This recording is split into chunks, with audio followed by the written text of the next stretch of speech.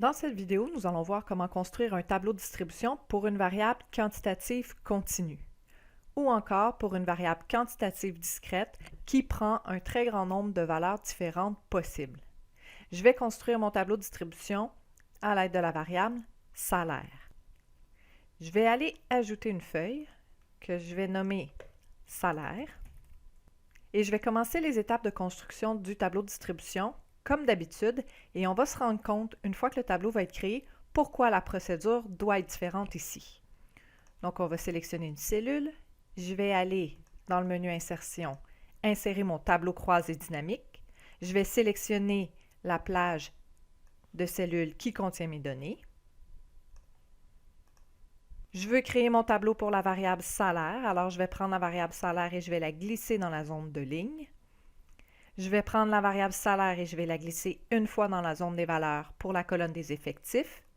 Je vais aller changer l'option pour qu'Excel compte les effectifs. Et je vais glisser à nouveau la variable salaire en spécifiant cette fois que je veux un pourcentage.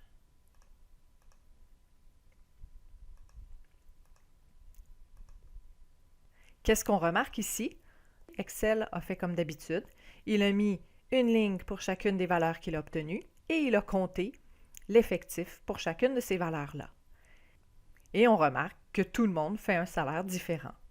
Je vérifie toujours ici mon total et que le pourcentage est bien calculé pour être sûr que j'ai bien paramétré mes options.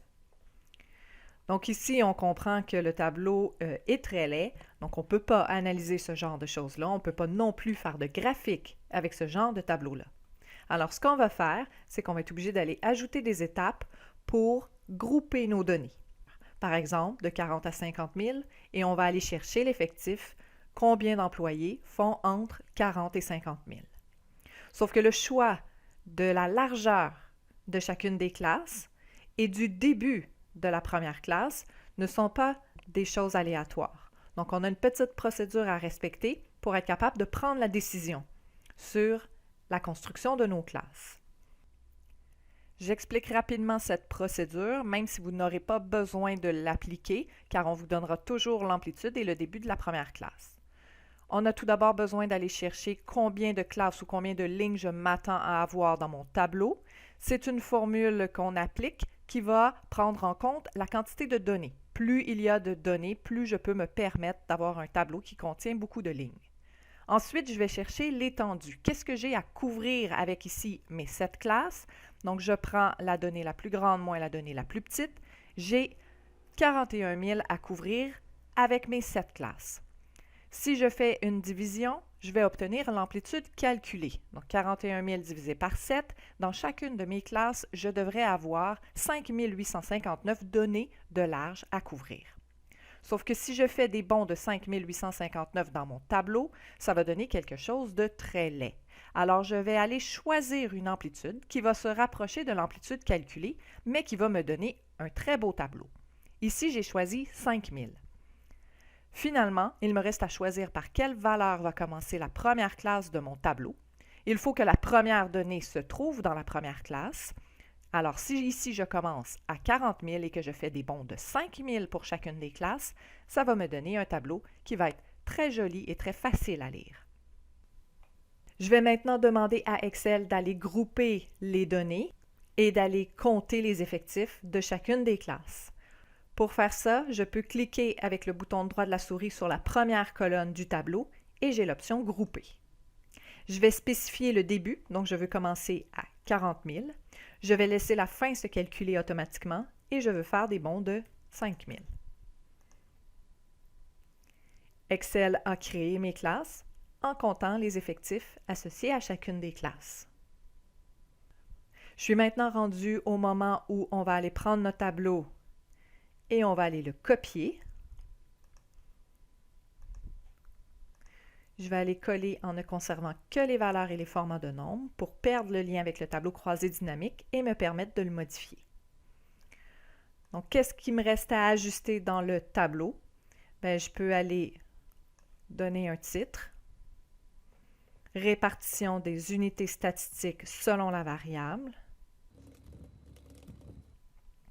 Je vais aller nommer correctement chacune de mes colonnes. Dans la première colonne, j'ai toujours la variable, donc ici le salaire.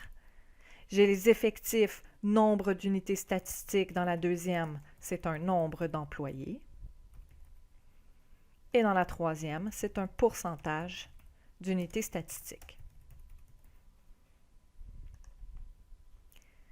Je vais également aller écrire autrement la façon de présenter chacune de mes classes parce qu'ici, quelqu'un qui ferait un salaire de 44 999,99 sous ne serait ni inclus dans la première ni inclus dans la deuxième classe.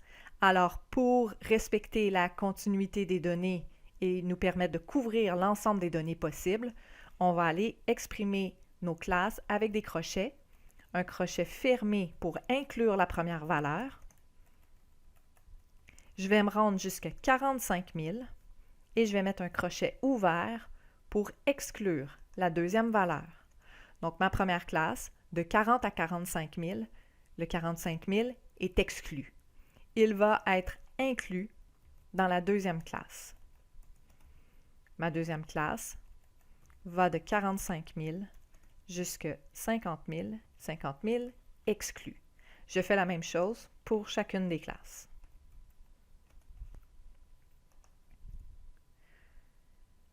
Je peux aller enlever le mot « général » et mettre en forme mon tableau.